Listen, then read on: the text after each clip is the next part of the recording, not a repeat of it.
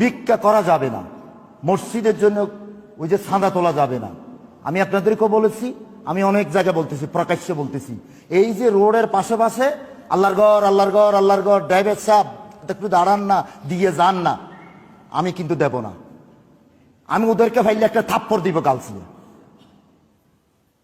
আল্লাহর ঘরকে ভিখারি বানাইছিস কেন? তোর কে বলছে এই ভিক্ষা করি? তোর এবার জন্য একটা মন্দিরকে ভিক্ষা করে না, তোর মসজিদ ফাঁকা করতে বলছে কে ভাই?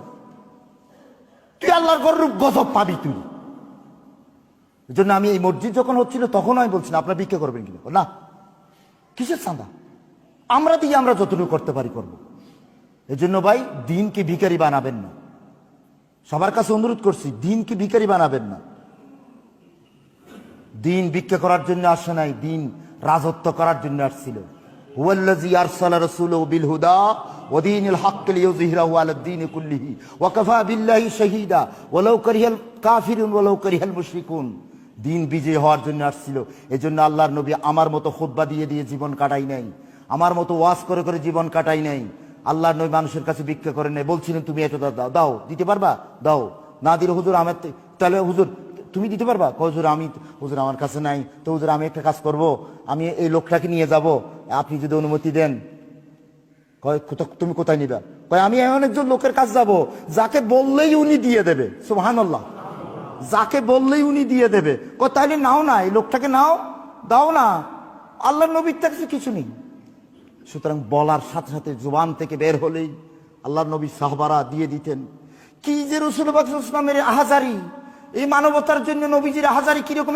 এই নামাজ পড়ে হুজুর বসে গেছেন, আমরা তো মুনাজাত করি, আমাদের নবী মুনাজাত করতেন না, বলতেন তোমার কি কি অবস্থা, কে কেমন আছো বলো। আচ্ছা তুমি কোথায়, তুমি কালকে কোথায় গেছিলা? আচ্ছা এই তোমার ভাই কোথায়? ইয়া রাসূলুল্লাহ আমার ভাই তো কোথায় গেল জানি না, এক্ষুনি যা খবর নাও, কেন আসেনি? গেলেন। আল্লাহর নবী যাইতে যাইতে, ওই লোকটা যাওয়া যাইতে যাইতে আল্লাহ নবী উঠে গেছেন, উঠে নবীজি স্বয়ং গেলেন, গিয়া বলেন এই কে আছো বাড়িতে? বেলালের মা কই? সুবহানাল্লাহ, বেলালের মা বলে, আল্লাহ নবীর বাসা, বেলালের মা কই? বেলালকে, ওই বেলাল মানে ওই বেলাল নয় যেটা আপনারা চিনেন সেই বেলাল না, আরেক বেলাল। সুবহানাল্লাহ, বেলালের মা কই? পর্দার ভিতর থেকে বললেন ইয়া রাসূলুল্লাহ আসসালামু আলাইকুম ইয়া রাসূলুল্লাহ, আপনার ছেলে কই? মসজিদে যায় না কেন?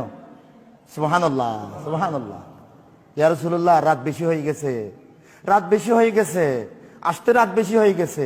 এরপরে তাহাজ্জুদ পড়ছিল, আবার উঠে হঠাৎ করে বোধহয় ঘুম এসে গেছে। সুবহানাল্লাহ, প্রিয় হাজিরিন, আল্লাহ নবী এইভাবে যেতেন, আল্লাহ নবী এইভাবে যেতেন, আল্লাহ নবী ভিক্ষা করতেন না ভাই, সাহাবাদেরকে এই কাজগুলো করতেন। অনেক কথা।